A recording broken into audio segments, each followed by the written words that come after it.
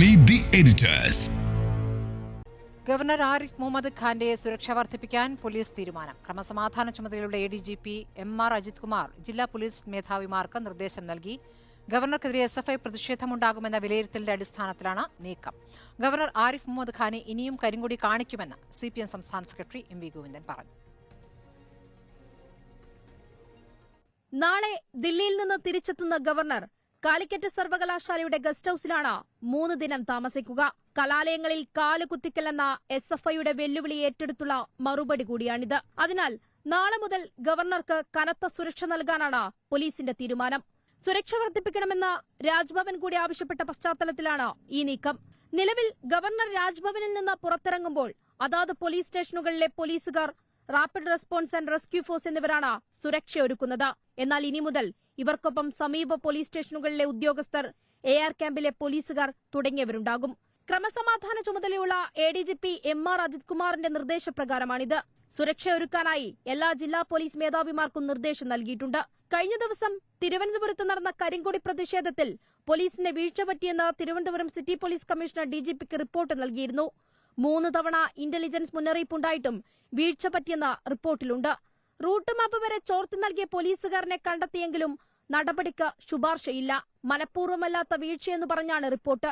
ഇതുൾപ്പെടെ കണക്കിലെടുത്താണ് അധിക പോലീസ് വിന്യാസത്തിന് തയ്യാറെടുക്കുന്നത്. അതിനിടയിൽ കാലടി സംസ്കൃത സർവകലാശാലയിൽ ഗവർണർക്കെതിരെ SFIയുടെ ബാനർ പ്രത്യക്ഷപ്പെട്ടു. ശാഖയിലെ സംഗീസം സർവകലാശാലയിൽ വേണ്ട ഗവർണറെ എന്നാണ് ബാനറിൽ പറഞ്ഞിരിക്കുന്നത്. സർവകലാശാലയുടെ മുഖ്യ കവാടത്തിലാണ് ബാനർ കെട്ടിയിരിക്കുന്നത്. ഒരു വശത്ത് ഗവർണർക്കെതിരെ കനത്ത സുരക്ഷയൊരുക്കുമ്പോൾ മറുവശത്ത് പ്രതിഷേധത്തിൽ നിന്ന് 1 ഇഞ്ച് പോലും പിറകോട്ടില്ല എന്നാണ് SFIയുടെയും നിലപാട്. കാലിക്കറ്റ് സർവകലാശാലയിൽ ഉൾപ്പെടെ പ്രതിഷേധത്തിന് തയ്യാറെടുക്കുകയാണെന്നാണ് നേതൃത്വം ഉൾപ്പെടെ നൽകുന്ന സൂചന. വീഡിയോ ജേർണലിസ്റ്റ് രതീഷ് കട്ടേലക്കൊപ്പം reporter Anju Jayaprakash, in reporter, Thiruvananthapuram. ഏറ്റുമുട്ടൽ തുടരുമോ എന്നതാണ് ചോദ്യം.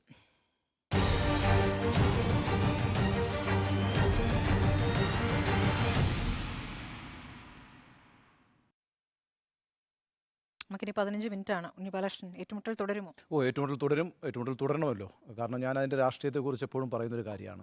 ഇപ്പോൾ നാളെ അദ്ദേഹം കാലിക്കറ്റ് യൂണിവേഴ്സിറ്റിയിൽ എത്തുന്നത് ഭാരതീയ വിചാര കേന്ദ്രത്തിൻ്റെ ഒരു പരിപാടിയിൽ പങ്കെടുക്കാനാണ്. അത് കഴിഞ്ഞാൽ പിന്നെ സാദിഖ് അലി തങ്ങളുടെ മകൻ്റെ അല്ലേ? അല്ല, അത് ഭാരതീയ വിചാര കേന്ദ്രത്തിൻ്റെ പരിപാടിയിൽ പങ്കെടുക്കുന്നത് തെറ്റൊന്നുമല്ല. അത് അദ്ദേഹത്തിന് പങ്കെടുക്കാനുള്ള സ്വാതന്ത്ര്യമുണ്ട്. ഏതായാലും ഔദ്യോഗിക പരിപാടിയൊന്നുമല്ല. മാത്രമല്ല SFI കൃത്യമായി പ്രഖ്യാപിച്ചിട്ടുണ്ട്, ഒരു ക്യാമ്പസിലും ചാൻസലർ എന്നുള്ള നിലയ്ക്ക് അദ്ദേഹത്തെ അവിടെ കടത്തില്ല എന്ന്. അതുകൊണ്ട് സ്വാഭാവികമായിട്ടും ഏറ്റുമുട്ടൽ തുടരും. അത് വലിയ സംഘർഷഭരിതമാകാനുള്ള സാധ്യത. കാരണം വെച്ചാൽ കഴിഞ്ഞ ദിവസം 1 കിലോമീറ്ററിനകത്ത് 3 തവണയാണ് കരിങ്കൊടി കാണിച്ചത്. എന്ന് മാത്രമല്ല, ആ പ്രതിഷേധക്കാർ അവസരം കിട്ടിയപ്പോൾ വണ്ടിക്ക് അടുത്ത് വരെ എത്തുകയും ചെയ്തു, അതിൻ്റെ ചില്ലിൽ അടിക്കുകയൊക്കെ ചെയ്തിട്ടുണ്ട്. അപ്പോൾ ആ രീതിയിൽ ഇന്നിപ്പം ഗോവിന്ദ മാസ്റ്ററും പറഞ്ഞിട്ടുണ്ടല്ലോ, വിട്ടുവീഴ്ചയില്ല, കരിങ്കൊടി പ്രതിഷേധം തുടരുന്നു. അതിന് രാഷ്ട്രീയം വളരെ പ്രധാനമാണെന്നുള്ളതുകൊണ്ടാണ് ഞാൻ അതിനെ അങ്ങനെയാണ് കാണുന്നത്. കാരണം വെച്ചാൽ ഈ പറയുന്ന കാവ്യവൽക്കരണം എന്ന് പറയുന്നത് അനുവദിക്കാൻ കഴിയാത്തൊരു കാര്യമാണ്. അത് ഇന്ത്യയിലെ വിദ്യാഭ്യാസ രംഗത്ത് അതിശക്തമായി BJP നടത്തിക്കൊണ്ടിരിക്കുന്ന ഒരു കാര്യമാണ്. അത് ഏകപക്ഷീയമാണ്, അത് അൺഡെമോക്രാറ്റിക്കാണ്, അത് നോൺ സെക്കുലറാണ്.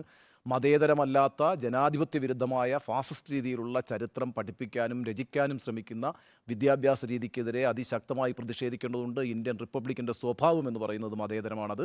ജനാധിപത്യ മൂല്യങ്ങൾ ഉയർത്തിപ്പിടിക്കുന്നവരാണ്, ബഹുസ്വരതയാണ്. അതുകൊണ്ട് തന്നെ അതിനെ എതിർക്കുകയോ അതിനെ ഇല്ലാതാക്കുകയോ ചെയ്യുന്ന ഏത് തരത്തിലുള്ള നീക്കങ്ങളെയും ചെറുക്കേണ്ടതുണ്ട്. അത് നമ്മുടെ രാജ്യത്തിൻ്റെ നിലനിൽപ്പിന് അനിവാര്യമാണ്. അതുകൊണ്ട് ആ പശ്ചാത്തലത്തിലാണ് ഞാൻ ഈ സമരത്തെ കാണുന്നത്. അതുകൊണ്ട് ഈ ഏറ്റുമുട്ടൽ തുടരും. ഏറ്റുമുട്ടൽ തുടരേണ്ടത് തന്നെയാണ്. നോക്കൂ, ഉണ്ണിബാലകൃഷ്ണൻ പറഞ്ഞതിനോട് ഞാൻ പൂർണ്ണമായും യോജിക്കുന്നു. അതുമാത്രമല്ലല്ലോ, നിയമസഭ പാസാക്കിയ ബില്ലുകളിൽ ഒപ്പിടാതിരിക്കുക, സർവകലാശാലകളിൽ സംഘപരിവാറിനെ തിരികെ കയറ്റുക, അങ്ങനെ ഉന്നത വിദ്യാഭ്യാസ മേഖലയെ അട്ടിമറിക്കുക, ധനകാര്യ അടിയന്തരാവസ്ഥ പ്രഖ്യാപിക്കും എന്ന് ഭീഷണിപ്പെടുത്തുക. അപ്പോൾ സ്വാഭാവികമായിട്ടും ലോകമറിയുന്ന സമരം നടത്തേണ്ടതുണ്ട് ഗവർണർ ആരിഫ് മുഹമ്മദ് ഖാനെ എതിരെ എന്ന് ഞാൻ കരുതുകയാണ്. കാരണം കേരളത്തിനൊരു പ്രത്യേകതയുണ്ട്. മത തീവ്രവാദികൾ, അത് ഏത് വിഭാഗത്തിൽ നിന്നുള്ളതാണെങ്കിലും അവർക്ക് പ്രവേശനം നൽകാത്ത ഒരു ഇടമാണ്, ഒരു ഭൂപ്രദേശമാണ് കേരളം. അങ്ങനെ ഇരിക്കുന്ന ഒരു സ്ഥലത്ത് ഒരു ഗവർണറെ കെട്ടിയിറക്കി ഈ നിലയിൽ സംഘപരിവാറിൻ്റെ അജണ്ട നടപ്പാക്കുക എന്നൊക്കെ പറഞ്ഞാൽ അതൊന്നും നടക്കില്ല എന്ന് ഉറപ്പുവരുത്തേണ്ടതുണ്ട്. ഇന്ന് മുസ്ലിം ലീഗിൻ്റെ അഖിലേന്ത്യാ ജനറൽ സെക്രട്ടറി ആയിട്ടുള്ള ശ്രീ പി കെ കുഞ്ഞാലിക്കുട്ടി ഏതാണ്ട് സംസ്ഥാന സർക്കാരിനോട് യോജിച്ച് നിൽക്കുന്ന ഒരു അഭിപ്രായം പ്രകടിപ്പിച്ചിട്ടുണ്ട്. ഒരുപക്ഷെ SFIയുടെ സമരത്തോട് യോജിച്ച് നിൽക്കുന്ന അഭിപ്രായം പ്രകടിപ്പിച്ചിട്ടുണ്ട്. ഗവർണർ പറയുന്ന കാര്യങ്ങളൊന്നും തന്നെയും ഞങ്ങൾ അംഗീകരിക്കുന്നില്ല എന്ന്. അപ്പം മാത്രമല്ല, ഇതിനകത്ത് വേറൊരു കാര്യം കാണേണ്ടത് എന്താണെന്ന് വെച്ചാൽ, ഇതൊരു SFIയുടെ സമരത്തെ, ഇടതുപക്ഷത്തിൻ്റെ സമരത്തെ ഒരു ഇൻവെസ്റ്റ്മെൻ്റ് ആയിട്ടായിരിക്കാം അവരെടുക്കുന്നുണ്ടാവുക. ഇതൊരു ഗവർണർ ആരിഫ് മുഹമ്മദ് ഖാൻ്റെ വാഹനം തടഞ്ഞു നിർത്തുക അല്ലെങ്കിൽ അതിനെതിരെ കരിങ്കൊടി കാണിക്കുക എന്നുള്ളതല്ല. കേരളത്തിൽ സംഘപരിവാറിൻ്റെ അജണ്ടകളെ പ്രതിരോധിക്കാൻ വേണ്ടി ഞങ്ങളാണ് മുൻനിരയിൽ നിൽക്കുന്നത് എന്ന് കാണിക്കാൻ കൂടിയുള്ള ഒരു സമരമായിരിക്കും ഇത് എന്ന് ഞാൻ വിശ്വസിക്കുകയാണ്. എന്ന് വെച്ചാൽ എൻ്റെ നിരീക്ഷണം അതാണ്. എന്തുകൊണ്ടായിരിക്കാം SFI ഇപ്പോൾ നവകേരള സദസ്സ് നടക്കുന്നതിനിടെ ഒരു ക്രമസമാധാന പ്രശ്നമൊക്കെ ഉണ്ടാകുന്ന രീതിയിലുള്ള ഒരു സമരവുമായി മുന്നോട്ട് പോകുന്നത് എന്നുള്ള ചോദ്യത്തിന് ഞാൻ തന്നെ നൽകുന്ന ഒരു ഉത്തരം, അല്ലെങ്കിൽ എനിക്ക് തന്നെ തോന്നുന്ന ഒരു ഉത്തരം എന്ന് പറഞ്ഞാൽ ഇതൊരു പൊളിറ്റിക്കൽ ഇൻവെസ്റ്റ്മെൻറ്റ് എന്നുള്ള നിലയിലാണ്. ലോക്സഭാ തെരഞ്ഞെടുപ്പ് 2-3 മാസങ്ങൾക്ക് അപ്പുറത്തേക്ക് വരാൻ പോവുകയാണ്. അങ്ങനെ ഇരിക്കുന്ന സാഹചര്യത്തിൽ സംഘപരിവാറിനെതിരെ ശക്തമായിട്ടുള്ള രാഷ്ട്രീയ നിലപാട് സ്വീകരിക്കുന്നത് ഞങ്ങളാണ് എന്ന് ജനങ്ങളെ കൂടി ബോധ്യപ്പെടുത്തുക, വോട്ടർമാരെ ബോധ്യപ്പെടുത്തുക എന്നതിൻ്റെ അടിസ്ഥാനത്തിൽ കൂടിയായിരിക്കും ഇപ്പോൾ കൃത്യമായ രീതിയിൽ പ്രത്യക്ഷ നിലപാടിലേക്ക് SFI എത്തിയിരിക്കുന്നത് എന്നാണ് ഞാൻ വിശ്വസിക്കുന്നത്. നോക്കിപ്പോൾ ആരിഫ് മുഹമ്മദ് ഖാൻ ആദ്യം ഈ പറയുന്ന ഉന്നത വിദ്യാഭ്യാസ മേഖലയിൽ ഇടപെടുമ്പോൾ ചൂണ്ടിക്കാണിച്ചിട്ടുള്ള ന്യായീകരണങ്ങൾ എന്താണെന്നറിയോ? ഇവിടെ നല്ല രീതിയിലാണ് പ്രാഥമിക വിദ്യാഭ്യാസം കേരളം നമ്പർ 1 തന്നെയാണ്. പക്ഷേ ഉന്നത വിദ്യാഭ്യാസ മേഖലയിൽ രാഷ്ട്രീയ ഇടപെടൽ കൊണ്ട് വല്ലാത്ത രീതിയിൽ താളം തെറ്റിയിരിക്കുകയാണെന്ന്. എന്നിട്ട് അദ്ദേഹം സെനറ്റിലേക്ക് നോമിനേറ്റ് ചെയ്ത ആളുടെയൊക്കെ വിശേഷം നമ്മൾ കണ്ടതാണല്ലോ. അത് കേരള ഹൈക്കോടതി എങ്ങനെയാണ് കൈകാര്യം ചെയ്തതെന്ന് കണ്ടാണല്ലോ. അപ്പോൾ കൃത്യമായ രീതിയിലുള്ള നാഗ്പൂരിൻ്റെ അജണ്ടയുമായി വന്ന ഒരാൾക്കെതിരെ പ്രതിരോധം സൃഷ്ടിക്കുക എന്നുള്ള ചരിത്രപരമായ ദൗത്യമാണ് ഇപ്പോൾ ഇടതുപക്ഷം നിർവഹിച്ചുകൊണ്ടിരിക്കുന്നത്. ശ്രീ ആൻഡോ അഗസ്റ്റിൻ, ഭരണകക്ഷിയിൽപ്പെട്ട വിദ്യാർത്ഥി സംഘടനയും ഭരണഘടനാ പ്രകാരം സ്റ്റേറ്റിൻ്റെ തലവനായിരുന്ന ഗവർണറും തമ്മിൽ ഇതുപോലെ ഒരു ഫൈറ്റ് അത്ര നല്ലതായിട്ട് ഞാനിതിനെ നോക്കിക്കാണുന്നില്ല. പ്രത്യേകിച്ച് ഈ ഗവർണറെ പോലെയുള്ള ഇത്രയും മുതിർന്ന പദവിയിൽ സ്റ്റേറ്റിൻ്റെ തലവനായിരിക്കുന്ന ഒരാൾ ശരിക്കും ഈ വിദ്യാർത്ഥി സംഘടനകളോടൊന്നും ഇങ്ങനെ ഫൈറ്റ് ചെയ്യേണ്ട കാര്യമില്ല എന്നാണ് ഞാൻ വിശ്വസിക്കുന്നത്.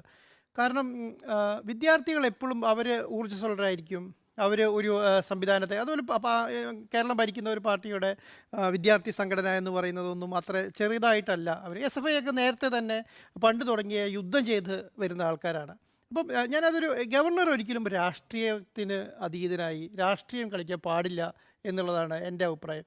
കാരണം അത് ഏത് രാഷ്ട്രീയ പാർട്ടിനെ ആയിക്കോട്ടെ, ഒരിക്കലും ഗവർണർ രാഷ്ട്രീയം ചട്ടം അങ്ങനെയാണ്. പക്ഷെ അതിനകത്ത് SFIനെ പോലെ അല്ലെങ്കിൽ ഏത് രാഷ്ട്രീയ KSU ആയിക്കോട്ടെ, SFI ആയിക്കോട്ടെ, ഏത് രാഷ്ട്രീയ പാർട്ടികളുടെ വിദ്യാർത്ഥി സംഘടനകളായാലും ഗവർണറൊന്നും അതിന് നിന്നു കൊടുക്കാൻ പാടില്ല. അങ്ങനെ ഒരു സംവിധാനത്തിന് വേണ്ടിയിട്ട് ഒരു രാഷ്ട്രീയ പാർട്ടിനോടോ അല്ലെങ്കിൽ ഒരു വലിയ പ്രസ്ഥാനത്തിനോടോ സർക്കാരിനോടൊക്കെ ഗവർണർ യുദ്ധം ചെയ്യുന്നതിൻ്റെ അകത്തൊക്കെ നമുക്ക് അതിനകത്തൊരു ഒരു ഒരു ഒരു കാര്യമുണ്ട് എന്ന് വിശ്വസിക്കാം നമുക്ക്. അല്ലെങ്കിൽ ഒരു ബില്ല് ഒപ്പിടുന്നതിന് അദ്ദേഹത്തിന് അതിൻ്റെ കാരണം ഉണ്ടാവാം. പക്ഷേ ഈ വിദ്യാർത്ഥി സംഘടനകളൊക്കെ ഇങ്ങനെ ഫൈറ്റ് ചെയ്യാൻ ഇറങ്ങിത്തിരിക്കുക എന്നൊക്കെ പറയുന്നത് ഞാൻ അത്ര നല്ലതായിട്ട് കാണുന്നില്ല. അതിനുള്ള ചിലവൊന്ന് ആലോചിച്ച് നോക്കണം. ഇപ്പം നമ്മൾ പറയും, ഇപ്പം കോഴിക്കോട് കാലിക്കറ്റ് യൂണിവേഴ്സിറ്റിയിലേക്ക് ഗവർണർ പറയുമ്പോൾ ചിലവ് എത്രയാണെന്നറിയോ? ഒരു DYSP, 6 CI, 300 പോലീസുകാർ. അത്ര ചെറിയ കാര്യമല്ല. എന്താണ് ഇതുകൊണ്ടുള്ള നേട്ടം? എന്താണ്? ഏത് ലെവലിലാണ് ഇതിന്? എനിക്ക് തോന്നുന്നുണ്ടോ ഗവർണർ ഇങ്ങനെ കുറച്ച് സർക്കാരിനോട് ഫൈറ്റ് ചെയ്ത്, അല്ലെങ്കിൽ ഈ സർക്കാരിനോട് ഞാൻ പറയില്ല, വിദ്യാർത്ഥി സംഘടനയോട് ഫൈറ്റ് ചെയ്തിട്ട് കേരളത്തിലെ രാഷ്ട്രീയം വളരുമെന്ന് ഞാൻ വിശ്വസിക്കുന്നില്ല. എത്ര 300 പോലീസുകാരാണ് അവിടെ അതിന് വേണ്ടിയിട്ട് 3 ദിവസം. അതിനകത്ത് ഇപ്പം SFI സമരം ഒരു സ്ഥലത്തിനപ്പുറം തടഞ്ഞു നിർത്തി, അല്ലെങ്കിൽ അവരെ കൊണ്ട് അവിടുന്ന് അവർ കൂക്കി വിളിക്കുന്നുണ്ടാവും, തടഞ്ഞു നിർത്തലുണ്ടാവും, അവരെ അവിടുന്ന് കരിങ്കോടി കാണിക്കുന്നുണ്ടാവും, ഗവർണർ വരുന്ന വഴിക്ക് എവിടെയും ഒളിച്ചു നിന്ന് കരിങ്കോടി കാണിക്കുന്നുണ്ടാവുക. ഇതൊക്കെ എന്ന് പറയുന്നത് എന്തിനാണ്?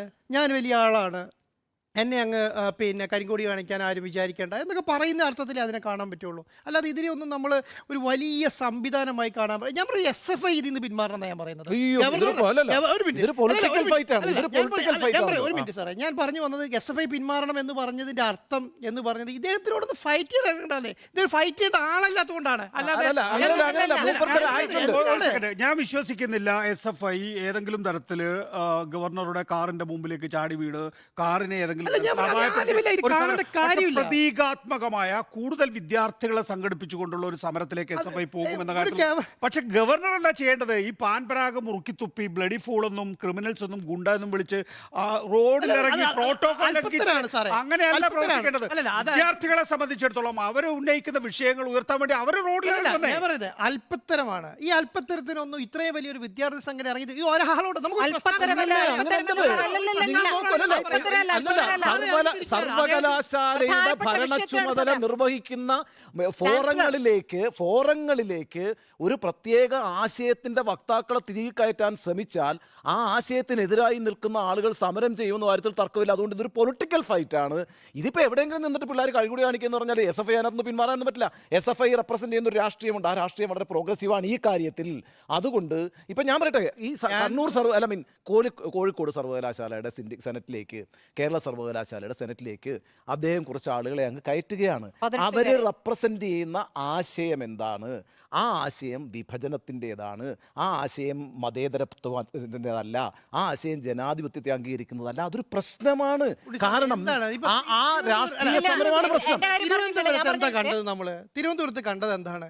SFI സമരം. ഇത് പിന്നെ ഡോർ ഇറങ്ങി വന്നിട്ട് bloody criminals you and hit me എന്ന് ചോദിച്ചാൽ അങ്ങോട്ട് തന്നെയാണ്. ഈ ലോകത്ത് ലോകത്തെവിടെ ഗവർണർ കണ്ടിട്ടോ? ഈ ഒരു മാനസികാവസ്ഥയിൽ പരിപാടി ചെയ്യുന്ന ആൾക്കാരോട് എന്ത് പറയാനാണ്? അല്ല, അതാ ഞാൻ പറഞ്ഞത്. You want hit me എന്ന് കഴിഞ്ഞ ചോദിച്ചാൽ ദിവസം ശ്രീ ആൻഡ്രോഗസ് ഞാൻ പറഞ്ഞത് ഇപ്പോഴും ഞാൻ ആവർത്തിക്കുന്നു. അതായത് നേരത്തെ ഉപരാഷ്ട്രപതി തെരഞ്ഞെടുപ്പ് സമയത്തായിരുന്നു ഈ ഹൈപ്പർ ടെൻഷൻ ഉണ്ടായിരുന്നത് ഗവർണർക്ക്.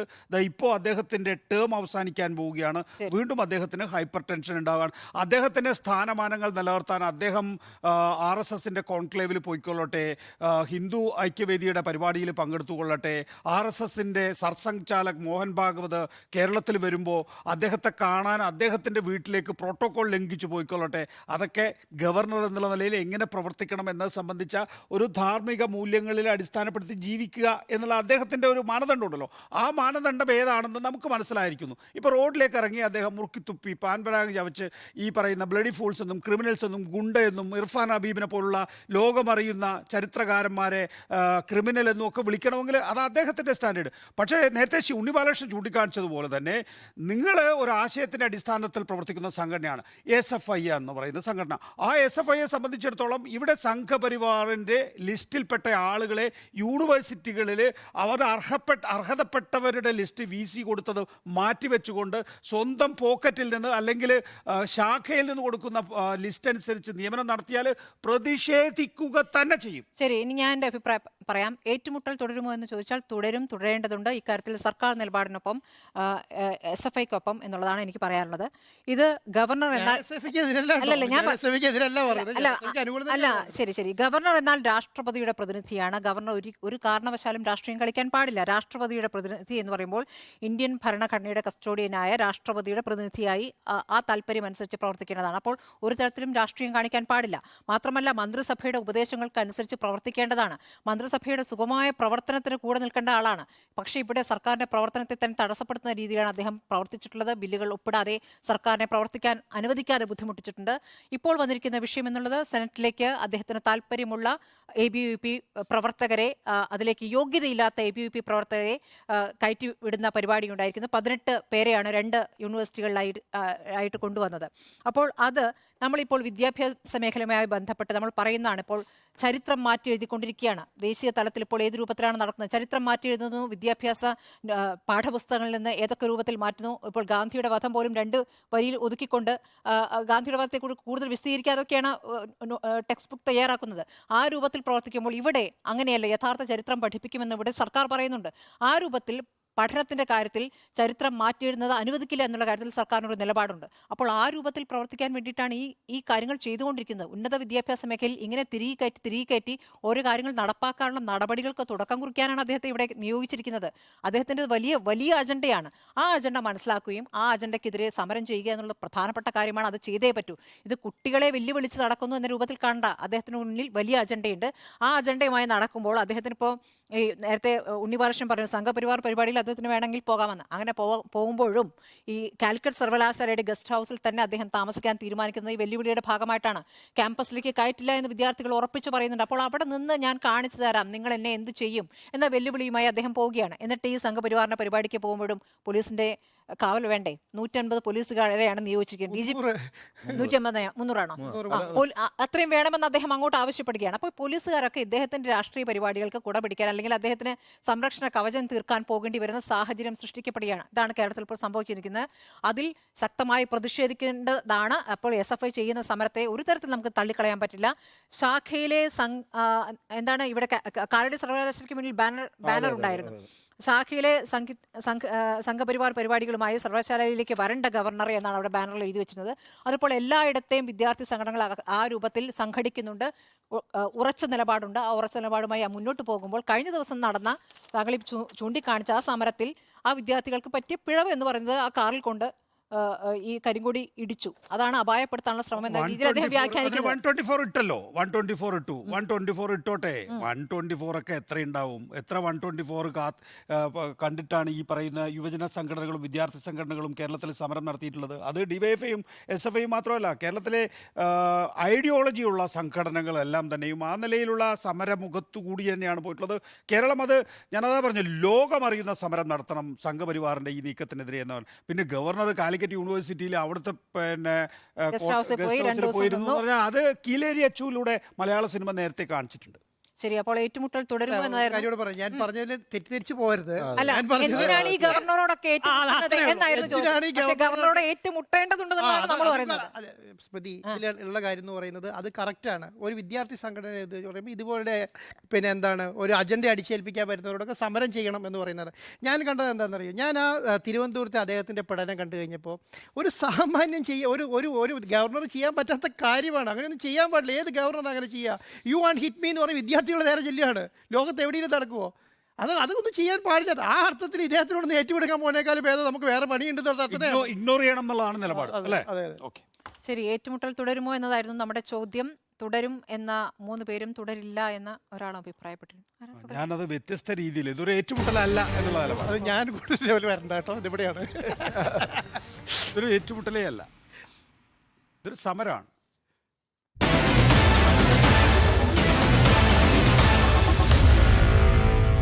Meet the editors.